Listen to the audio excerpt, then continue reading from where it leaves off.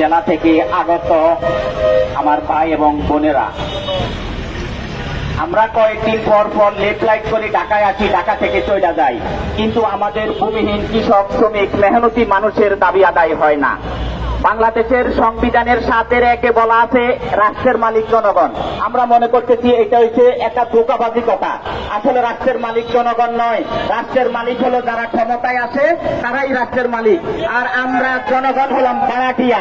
সেই জন্যই আমরা কয়েকদিন পর পর আমাদের দাওয়াই দাওয়া নিয়ে সেই টেকনাফ থেকে, তেঁতুলিয়া থেকে ঢাকায় আসি, কিন্তু এই রাষ্ট্রে যারা দায়িত্বে আছে তারা আমাদের দাবি দাওয়াগুলো মেনে নেয় না।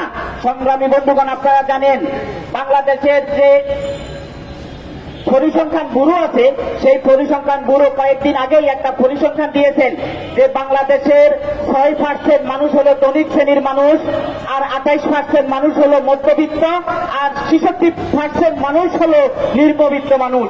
কিন্তু আমরা দেখেছি যে এই যুগ যুগ ধরে বাংলাদেশের সেই 6% লোকেরাই তারা এমপি হয়, মন্ত্রী হয়, চেয়ারম্যান হয়, তারা এই দেশটা শাসন করে, দেশটা লুটে ফুটে খায়। আর যে 28% মধ্যবিত্ত, এরাই সবচেয়ে বড় হারামজাদা। এরা এই 6% দালালি করে আমাদের 66% মানুষকে অধিকার বঞ্চিত করে। তাই আমাদের এই 66% মানুষ যদি আমরা ঐক্যবদ্ধ হই, তাহলে বাংলাদেশের কোনো শক্তি নাই আমাদেরকে অধিকার বঞ্চিত করবে। তাই আমাদেরকে আমাদের ন্যায্য যৌক্তিক দাবি আদায় করতে হবে। আমাদের এই 66% মেহনতি মানুষকে ঐক্যবদ্ধ হতে হবে। সংগ্রামী বন্ধুগণ, আপনারা জানেন যে আমরা বাংলাদেশের প্রত্যেকটা পরিবারের 60 মানুষ, কর্মক্ষম মানুষ, রাষ্ট্র দ্বারা নির্যাতিত হয়, নিপীড়িত হয়।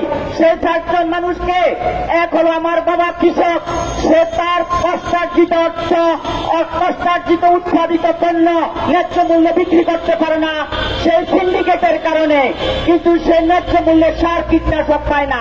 আমার বাবা সেই রাষ্ট্র কর্তৃক নির্যাতিত, নিপীড়িত হচ্ছে। আমার বোন গার্মেন্টসে চাকরি করে, সে কিন্তু তার ন্যায্য মজুরি পায় না। আমার আরেক বোন দেশের টাকা সচল রাখার জন্য বিদেশে যায়, সেখানেও তারা নির্যাতিত, নিপীড়িত হয়। আমার আরেক ভাই চাকরির জন্য দেশে দেশে ঘুরে, কিন্তু ঘুষের কারণে চাকরি পায় না।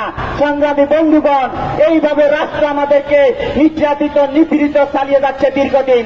আমরা 66% মানুষ ঐক্যবদ্ধ হলে কেউই আমাদেরকে দাবিয়ে রাখতে পারবে না। সংগ্রামী বন্ধুগণ, আমরা মনে করেছিলাম যে দলীয় সরকারগুলাই শুধু আমাদেরকে নির্যাতন, নিপীড়ন করে, অধিকার বঞ্চিত করে।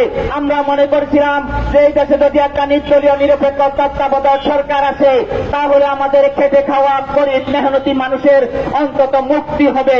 কিন্তু দুর্ভাগ্যের বিষয়, বাংলাদেশের যিনি শান্তিতে নোবেল পুরস্কার পেয়েছেন, তিনি এখন বাংলাদেশের রাষ্ট্রের প্রধান, কিন্তু গত 11 মাস যাবৎ বাংলাদেশের কোন জায়গায় শান্তি আছে কিনা আপনারাই বলেন। বাংলাদেশের কোন জায়গায় শান্তি নাই। যারা ওনাকে শান্তিতে নোবেল পুরস্কার দিতে, এখন তারাও লজ্জিত যে কোন লোকের শান্তিতে নোবেল দিলাম। তিনি গত 11 মাস বাংলাদেশ শাসন করছেন, বাংলাদেশের মানুষ কোন শান্তি পাচ্ছে না। প্রত্যেকটা জায়গায় লুণ্ঠন, অরাজকতা, কোন মানুষের জানমালের নিরাপত্তা নাই, নারীদের কোন ইজ্জতের নিরাপত্তা নাই। প্রত্যেকটা জায়গায় এখন একটা ভীতিকর অবস্থা বিরাজ করছে। সম্মানিত বন্ধুগণ, আমরা মনে করেছিলাম যে আমাদের প্রধান উপদেষ্টা, তার আন্তর্জাতিকতা আছে, তিনি আমাদের দেশের লক্ষ লক্ষ শ্রমিককে বিদেশে পাঠিয়ে কর্মসংস্থানের ব্যবস্থা করবেন। কিন্তু দুর্ভাগ্যের বিষয়, গত 11 মাসে আরো 30 লক্ষ মানুষ আমরা বেকার হয়েছি। মিল, ইন্ডাস্ট্রি, কারখানা সবগুলা বন্ধ হয়ে গেছে, কিন্তু তিনি তো আমাদের জন্য কোন কর্মসংস্থানের ব্যবস্থা করতে পারেন নাই। তাই এই জনগণ এখন আর এই অন্তর্বর্তী সরকারকে চাচ্ছে না। জনগণ চাচ্ছে যে এই দেশে একটা যেন নির্বাচিত সরকার হয়, অন্তর্নির্বাচিত সরকার, অন্তত এই লুটেরা সরকার থেকে অন্তত কিছুটা হলো তাদের দায়বদ্ধতা থাকে।